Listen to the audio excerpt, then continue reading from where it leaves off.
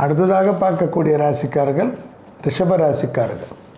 முருகர் வழிபாடு சகல விதத்தில் நன்மை, சந்தோஷம், அனுகூலத்தை ஏற்படுத்தும். பிள்ளைகள் விஷயத்தில் கோபதாபம் கூடாது. பழைய கடன்கள் அனுகூலமான அமைப்பு, சந்தோஷமான அமைப்பு, திடீர் ஏற்றங்கள் காணப்படும். காது மூக்கு தொண்டை சளி தொந்தரவு தேவையில்லாத குழப்பத்தை குறைக்க ஆரம்பித்துவிடும். அதில் மட்டும் சிறிது கவனமாக பார்த்து கொள்ள வேண்டும். வெளியிடம் தொழில் ரீதியான நல்ல முன்னேற்றம். குருவின் பார்வை தொழில் ஸ்தானத்தில் இருப்பதனால் இந்த ஒரு வருடத்திற்குள்ளாக படிப்பு, தொழில், உத்தியோகம், வியாபாரம் நீங்கள் நிலைநிறுத்தி கொள்ளவில்லை என்றால் மற்றபடி எந்த காலத்தில் நிலைநிறுத்தி கொள்வீர்கள் என்பதை ஞாபகத்தில் வைத்துக் கொள்ள வேண்டும்.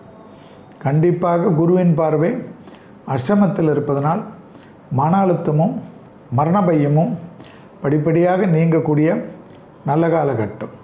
எல்லா விஷயத்திலும் அதி அற்புதமான ஏற்றமும் நம்பிக்கையும் உங்கள் வாழ்க்கையை வளம் பெற செய்யக்கூடிய அமைப்பு ரிஷபராசிக்காரர்களுக்கு இந்த வாரம் நிச்சயமாக ஏற்படும்.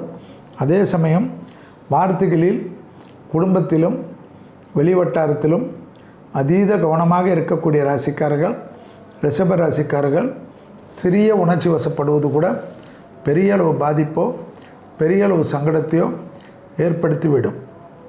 தொழில் ரீதியாக இருந்த பாதிப்புகள் பரிபூர்ண நிவர்த்தி ஏற்படுவது கண்கூடாக பார்க்கக்கூடிய அமைப்பு. யாரிடத்திலும் தர்க்கம் செய்வதற்கு வார்த்தை கிடையாது என்பதையும், எல்லாவற்றிலும் இதமாக பேசுவது தான் மனிதனுக்கு சந்தோஷத்தை கொடுக்கும் என்பதையும் ஞாபகத்தில் வைத்து கொள்ளுங்கள். பாகிஸ்தானத்தில் இருக்கக்கூடிய குரு சூரியன் தேவையில்லாத குழப்பத்தையோ தேவையில்லாத சங்கடத்தையோ உணர்ச்சி வசப்பட்டு பேச வைத்து உங்களை உபத்திரம் செய்து விடுவார். குடும்பமாகட்டும் வெளிவட்டாரமாகட்டும் எல்லோரிடத்திலும் நிதானமாக இருப்பது ரிஷபத்திற்கு மிக மிக முக்கியம். மற்றபடி அனைத்து விஷயங்களும் நன்மையும் சந்தோஷத்தையும் ஏற்படுத்தி கொடுக்கும். ஆச்சரியமான முன்னேற்றத்தை கொடுக்கும்.